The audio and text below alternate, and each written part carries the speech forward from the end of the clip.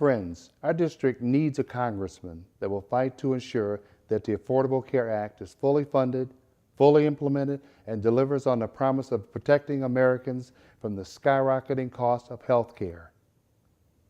Like many of you, the availability and cost of good health care has had a very personal impact on me and my family.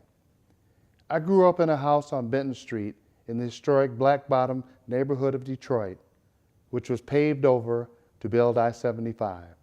In the late 1950s, when I was 5 years old, my mother became ill with cancer. My dad, a UAW member, worked on the line at Ford. He couldn't afford to stop working to support his young family, so as was a common practice then, my mom was placed in a nursing home where she was cared for until she died at the age of 38. But this wasn't the only experience that formed my views on our healthcare system. My son Vincent Jr. was diagnosed with multiple sclerosis at age 21. He was in and out of the hospital and nursing care facilities after he lost use of his legs. Vincent had a pre-existing condition. The MS made it impossible to get health care insurance, and without proper care, it was difficult for Vincent to find a job.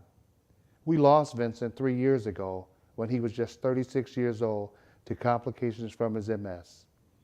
Under the Affordable Care Act, my mother and son would have had affordable health insurance regardless of their pre-existing conditions. I believe that working families should not have to face the heartbreaking struggle of being caught in the impossible situation of being unable to get health insurance.